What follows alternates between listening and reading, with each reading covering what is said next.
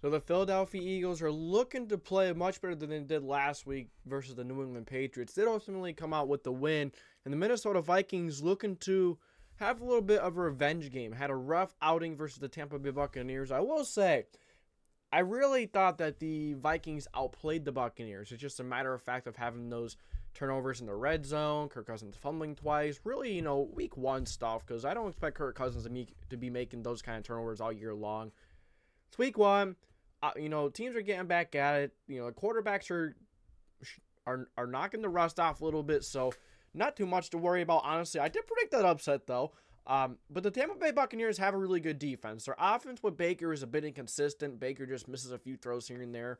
And, if he made a few throws, that game could not have been as close as it was. Maybe the Buccaneers scored another touchdown too. But that's a game of football. It's a game of inches. It's either you make the opportunity, you make the most of it, or you don't, and you lose. So the Minnesota Vikings taking on the Philadelphia Eagles, traveling to Lincoln Financial Field in Philadelphia to play the Eagles. So the Eagles at home in prime time. Then you have Kirk Cousins in prime time, which he's never been really good in prime time. I don't know what it is. Every time in prime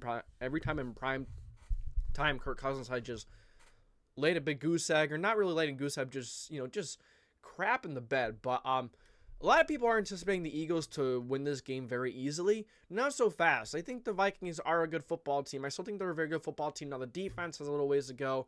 The Philadelphia Eagles offense, we're going to see, was very uncreative. Was not impressed with Brian Johnson's offense. It was just very stale. Wasn't like impressive. No creativity. Why not? Why not throw the ball? Why not scheme things up for Dallas Goedert? Where was DeAndre Swift? I was just like, what is going on? I felt like it was very, very, very vanilla. Not really creative enough, and hopefully they, I don't think they'll have much of an issue versus the Vikings either way. Although I will say the defense, my concerns about the defense coming into this year are looking like they're true. I know it's only week one, and it takes a little while sometimes for defenses to get going because they're still getting in shape, the film's still getting out there. But I mean, what's there not to see on a Mac Jones offense? And you had a few different playmakers. I just thought that Bill Belichick really had a really nice game plan. But at the same time, Brian Johnson was not very impressive. Jalen Hurts struggles under pressure. So, if this Vikings defensive line and the defense in general could get some pressure, that'd be good. So, first thing I want to get into are the injuries we have. So, we have a couple of injuries here, and they're big ones. They're big ones on both sides of the ball. For the Minnesota Vikings, you have two of your starting offensive linemen. Well, one of them is declared already out with the back injury, Garrett Bradbury, who's a decent center. Then you have Christian Darrisaw, who is questionable. If Christian Darrisaw doesn't play, it could be a long night on that side because Darrisaw is one of the best tackles in the league. I think he's great, awesome. Garrett Bradbury, he's a pretty good center. Unfortunate that he's out. And of all the games to have two of your starting offensive linemen out, this is probably the worst one to have it against. I will say the Vikings didn't run the ball well, and they may struggle even more considering the Eagles' defense line is great. But as you see on the other side, Fletcher Cox is questionable, so that can help. But you still have some other guys like Jalen Carter. Although, keep an eye on Jalen Carter. He's very high picking. He's very talented. But I think his motor is a bit of an issue. So then you have linebacker Marcus Davenport is questionable with an ankle. He really, he's not a horrible linebacker. He's good enough. So hopefully he can go. I'm really, really looking at that Christian Darrisaw injury. If Christian Darrisaw plays, I see the Vikings having a shot in this one. If not, Kirk Cousins might have a long day. But I will say Jordan Addison and Justin Jefferson were getting open quite often. They were playing pretty well. And, the Vikings defense looked okay. But, I mean, Baker Mayfield missed quite a few throws. I think they were very fortunate that there wasn't more points put up because it seemed like Baker Mayfield and that offense was driving, they were inconsistent, but that's because Baker Mayfield is not really consistent with throwing the football. There's some drives there where he's incredible, but then, towards the end of the game, he was clutch, and that's what ultimately helped the Buccaneers take home the W versus the Vikings. So, the Philadelphia Eagles defense, you have quite a, their injuries. They have quite a few injuries that are worrisome for this evening. You have Reed Blankenship with the ribs. He is out. He's a decent safety. Did not look great last week. A lot of the secondary and really this Philadelphia Eagles passing defense was pretty poor. Then you got James Bradbury, who is out with a concussion, so we're going to have Josh Jobe step up there. Keely Ringo, I'm not a fan of Keely Ringo. I know you have Eli Ricks as well. You have quite a few guys in that cornerback room, but they're not James Bradbury. Even though James Bradbury really struggled over over last game. Even big play Slay had a nice interception, but I mean it was a tip ball and he took it for 6. So I thought Darius Slay even got beat quite a few times. He got beat for the one touchdown by Kendrick Bourne, and it was pretty bad. I mean, he did bite on the route, and that's going to happen once in a while, especially when you're an aggressive cornerback. But I mean, that wasn't even close. Mac Jones and Kendrick Bourne, Jacoby Myers, absolutely. I don't know if Juju Smith really had a great game. I know he had a couple of drops, and I know he had one I saw was really bad. But now you're having the Minnesota Vikings coming into town with the Kirk Cousins, who I think is better than Mac Jones, much better. Kirk Cousins is a top 10 quarterback. Don't at me. You have Justin Jefferson, the best receiver, one of the best receivers in the league. Still not ready to declare him over Davante Adams yet, but it could take another, 3, 4, 5 games to really, say, yeah, Justin Jefferson is the best now. Now, I think Davante Adams and the Raiders, he's an incredible receiver, making great plays. Whoever's in that quarterback, I just think, Justin Jefferson is going to take, that one spot pretty soon this season. Probably, maybe even sooner than 3 or 4 weeks, or 4 or 5 weeks. Maybe like 2 or 3 weeks, Justin Jefferson will take it. But I'll still say that Davante Adams is the number 1 receiver in my book at the moment. And then you have on the defensive line, Fletcher Cox is questionable, so whether he plays or not, he's not going to be 100%. And that's what all these players, if they don't play, they're most likely not going to be 100%. Especially with the ankle, Christian Darrisaw is probably going to be heavily taped. Same with Marcus Davenport, the ankle could be taped. And with the ribs, if you don't, ribs are tough. There's not really anything you could do for them. You kind of just got to let them heal, depending on what it is. But if Fletcher Cox doesn't play, that could leave a bit of a hole in the middle of that defense. And like I mentioned earlier, Jalen Carter has a lot of talent. You got some guys that can play up the middle there. Jordan Davis. You have a few guys up the middle. But the Minnesota, with the Vikings not having their center, that helps whether he plays or not. I think this is a bad matchup for the Eagles or for the Minnesota Vikings, but if Fletcher Cox is out, that will definitely put a damper on the Philadelphia Eagles interior. But you still have Carter, you still have some other guys who can play. Carter's motor questions me, but you're losing a veteran, not just a player that's great on the field, but he's still going to be on the field on the sideline. But you're really going to miss that veteran presence on that defense line. That defense line, other than that, you do have Derek Burnett and a few guys in there. Otherwise, it's pretty young. Brendan Graham, he's getting older. He looked all right last week, but he's getting older. Then you have, your running back, Kenneth Gainwell, who really showed out last week. So I'm expecting DeAndre Swift to maybe have a really nice week, considering Kenneth Gainwell's out. But I think Kenneth Gainwell is the lead back. When Gainwell comes back, he will be the feature back because he was last week. It seemed like this organization in Philly, Nick Sirianni, and even Brian Johnson, they really like Kenneth Gainwell as being the lead back in Philadelphia. So why would you go and trade for DeAndre Swift if you're barely going to use him? But I mean, now they're going to use him a lot and see if he was really worth that trade, and if he could take that next step. He has a great offensive line. There's no reason why he can't. Although I will say that offensive line was really taking some pressure from that Patriots defense. And the Vikings can provide some pressure on the edge with Danielle Hunter. Other than that, who's going to step up? It can't just be Danielle Hunter all day. There's going to have to be someone else that has to step. But if Danielle Hunter can wreck the game, Danielle Hunter is 100% a top 10 pass rusher when healthy. It's just his problem is he can't stay healthy. But if considering he is healthy right now, and the Eagles also lost Nakobe Dean as a linebacker. He will be out for at least 4 weeks. I don't remember what it was, but I know I saw him on the IR. He will be out for at least 4, so the Eagles won't have him here. So some of the storylines we have for this game is, so the injuries on the offensive line for the Minnesota Vikings don't help, considering the Philadelphia Eagles have one of the best defensive lines in the league, if not the best. Especially even with the rotation. But if you do include the rotation, they are the best defensive line in the NFL.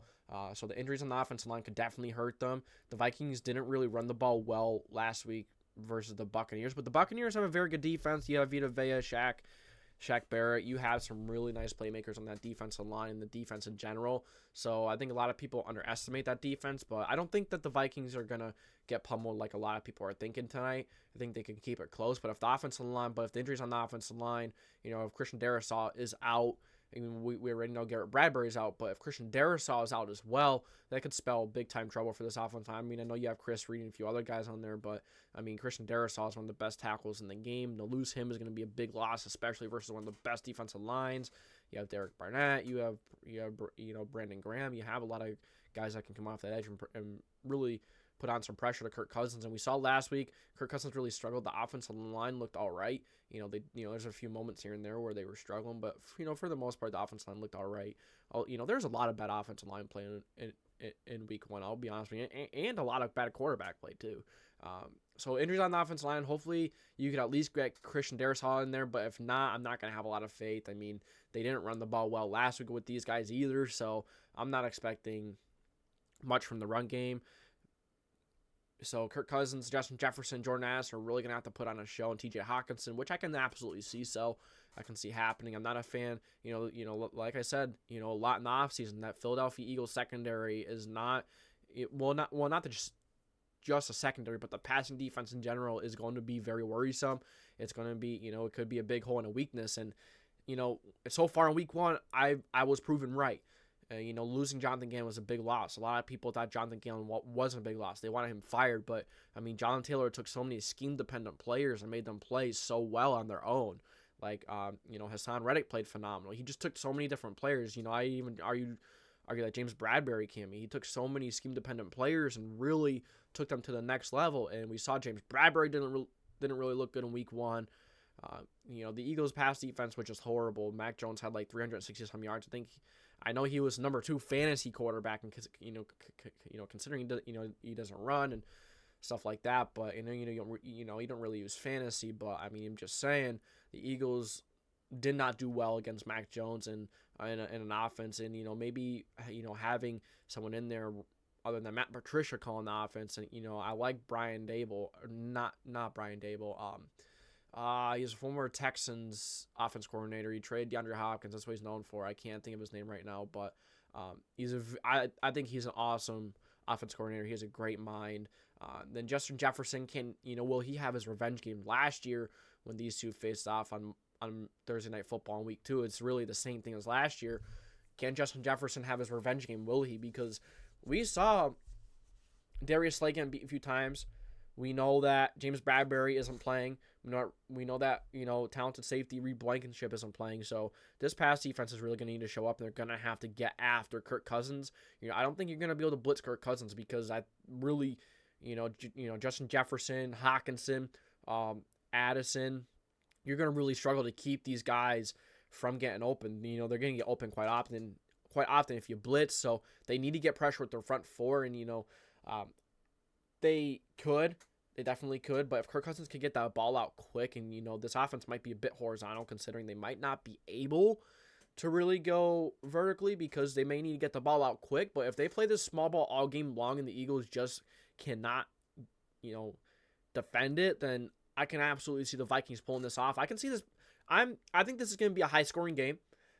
Then the next thing is run defense will need to be as good as it was last week. It was very good, against Rachaad White, and it was pretty good against Sean Tucker. But I will say they did struggle against the running backs coming out of the backfield. I thought Rachaad White had a really good receiving game.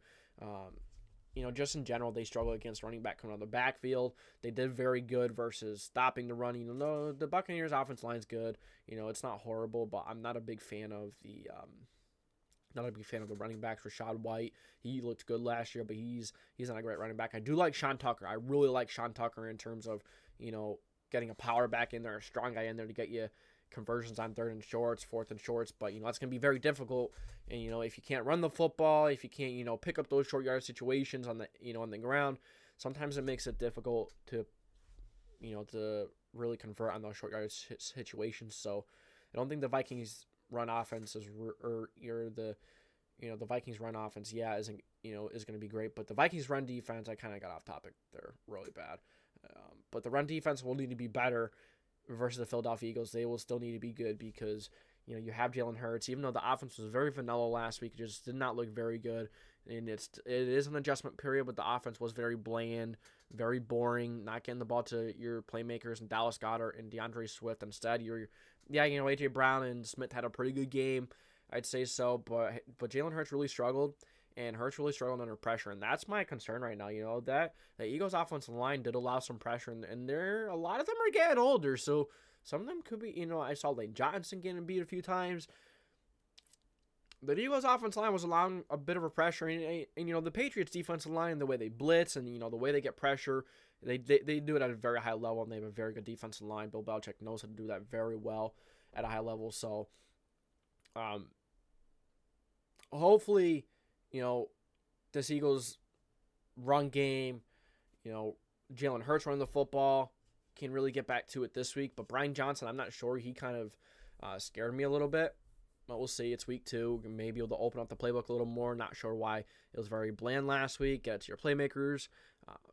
We'll see. So now we move on to the Eagles, some of their storylines, some of their keys. So the injuries in the secondary is a big issue. Like I was saying earlier, can Justin Jefferson have his revenge game? Had a very poor game versus the Eagles last time around. Didn't really do much at all. And, the injuries in the secondary are a bit worrisome. Really in the backfield in general, you have James Bradbury has gone down for the game. Big Play Slay has had injury issues in the past. Well, Darius Slay has had injury issues in the past. So hopefully he can stay healthy. Get through this entire game, because we know, he's getting older as well. I'm sure he'll be fine, but James Bradbury will be out for a week or 2. He has a concussion. He'll probably be back next week. Sometimes when concussions keep players out more than a week, it's rare though. I think James Bradbury. But this week you have Reed Blankenship, James Bradbury. You have a few guys hurt in the secondary, and the secondary didn't look good as it was with those guys last week. So you're gonna have Josh Jobs stepping in, Eli Ricks, Keely Ringo, whoever they're gonna have on the opposite side. Don't want to see Keely Ringo out there versus Jordan Addison or Justin Jefferson. Ringo looked pretty poor in preseason. Did not like how he played, or in the preseason. He didn't really have a good training camp. He had a few nice plays here and there, but really a lot more bad than good. And when you're hearing about a cornerback, usually it's not good. But the injuries in the secondary is a bit worrisome, because are they going to be able to stop the Vikings from dinking and dunking? These little things. There's only so much the Eagles' defensive line can do if the Minnesota Vikings are just going to get the ball out really quick. If Kirk Cousins going to throw the ball quick to Jefferson on some short routes, maybe some intermediate, they get a little more times. You're going to have to chip with TJ Hawkinson to help whoever's going to be in for Darisaw if he's not in. There's ways they can absolutely help the offensive line, and I think the Vikings can absolutely win this game. Absolutely could. It's not, and just because they lost to the Bucs doesn't mean they're a bad football team. I think the Vikings are actually a good football team. It's week 1. You had a lot of things happen that are just very questionable. Last year they really struggled in the one-score games. And this year, to start the year, they're in a one-score game and they lose immediately. Just goes to show it's not a consistent formula to winning. It's not a consistent winning formula to win a football game. So the next one we got here is, can Jalen Hurts bounce back after a pretty poor week 1? I mean, he looked all right. He had some really nice plays. He played all right, but it seemed like when the Patriots had him under pressure, when he was under pressure, he really struggled. Didn't seem like a good quarterback under pressure, and he's mostly been pressured for a while, and the last time he was pressured, it doesn't seem like Jalen Hurts is very good under pressure. That's where he really struggles, and gotta get better with that. Some of the best quarterbacks in the league are really good under pressure, and I believe he threw for 1 touchdown, but towards the end of the game, he had a fumble there, really gave the Vikings a chance, or really gave the Patriots a chance. He fumbled once, he threw an interception. Hurts did not play really well. Hopefully he can bounce back, and maybe it's a product of Brian Johnson did not like the way he called the offense. It was very bland, as I mentioned, very bland. Hopefully he can get to the playmakers like his playmakers like God, or like AJ Brown. The receivers played well. I was not too worried about them, but I was not a fan of how he didn't really get Dallas Goedert, Swift, those guys involved. And the Vikings did not look good versus running backs receiving on the backfield last week. So because Rachaad White was really good receiving on the backfield. Now, maybe it was Rachaad White just playing good on the backfield, but that also comes with the Vikings not playing well against a running back on the backfield. So they're gonna have to defend against that much better, because DeAndre Swift can do that at a high level. They have some running backs back there, whether Kenneth Gainwell's in there or not. They have guys that can receive the ball at a very high level coming out of the backfield. So hopefully they can get better with that. but maybe that's something that the Eagles can take advantage of. But we'll see if Jalen Hurts can bounce back. He's going to have to bounce back if they're going to want to beat the Vikings, because I think the Vikings offense is going to be humming tonight, and it's going to be a very high-scoring game. Even though, my score prediction doesn't have it as very high, it's a high-scoring game still. And you'll see how my score prediction up here in a few short minutes after our last storyline for the Eagles is the pass defense will have to be much better versus Kirk Cousins. But like I said last week, they faced some decent receivers in Jacoby Myers and Kendrick Bourne. They're good receivers. They're not great. They're good. They're going to get the job done. In the secondary, really struggled against them. The pass defense in general really struggled. It was really that defensive line. This Eagles defense was exactly how I predicted to be this entire year in Week 1. Very bad against the pass. Horrible against the pass. But that defense line did bail the secondary out. The pass defense out a couple of times. So that defensive line is so elite, especially Vikings can't. That's another storyline I kind of miss from the Vikings. You can't be getting into long down situations, because if you get into these long, these third and longs, these second and longs, that Eagles defensive line is just gonna pin their ears back and they're gonna come after you. So if you have success on early downs, I think the Vikings can have a legit shot at winning this football game. So the pass defense will have to be better versus Cousins. The pass defense was really bad against Mac Jones, Kendrick Bourne, Jacoby Myers had a good game. They're really good against the run, of course, but the pass defense will need to be better against a much better receiver room led by Justin Jefferson. You have Jordan Addison, number 2. But don't be surprised if the Vikings pull this one out, man. I would not be shocked one bit. Number 3, last but not least, this is my score prediction for the game. I do have the Philadelphia Eagles ultimately pulling it out 34-27. So, like I mentioned, the Minnesota Vikings are really going to have early down success if they want a shot in this one. They're going to have to, their run defense is going to have to be as good as it was last week, but it's a whole different animal, and, a rushing quarterback and, Jalen Hurts, that's a strength. And, as we saw, maybe the pass defense can continue to be good, because the Bucs have good receivers. So the coverage wasn't horrible, but it wasn't great. The coverage was pretty good for the Vikings on the back, and honestly, especially for only having Danielle Hunter really, putting the pressure on. The Eagles were able to get him under wraps a little bit, but or the Buccaneers. But if the Eagles can block Danielle Hunter, if they could, he's the main guy in that Minnesota line, I would be worried about. And that, I think the Eagles will pull this one out. Now, if I'm completely blanking. If Fletcher Cox doesn't play, I think that could be a big factor in this game, because it'll just make it even easier for the Vikings to dink and dunk and get those, shorter third downs. But like I said, they have to have, and they can't have 3 turnovers. Like, Kirk Cousins can't throw an interception in the red zone. You can't fumble twice. If you could do that, you're going to lose. But I don't think he will. It is prime time. Kirk Cousins has never played well in prime time, but I'm going to take the Philadelphia Eagles and Jalen Hurts over Kirk Cousins and the Minnesota Vikings. So, yeah, that is my Thursday night preview. Let me know what you guys think. Thank you for tuning into the JDW Sports Talk Show. I think the Philadelphia Eagles are going to take this one. I think they're going to take it at home in prime time. I think that's the big difference. If it was in Minnesota, I would have taken the Vikings. But that's all I got for you guys today. Thank you for tuning in to our Thursday night preview. If you enjoyed, make sure to like, subscribe, put the post notification bell on so you don't miss any future videos. This is the JDW Sports Talk Show, signing off.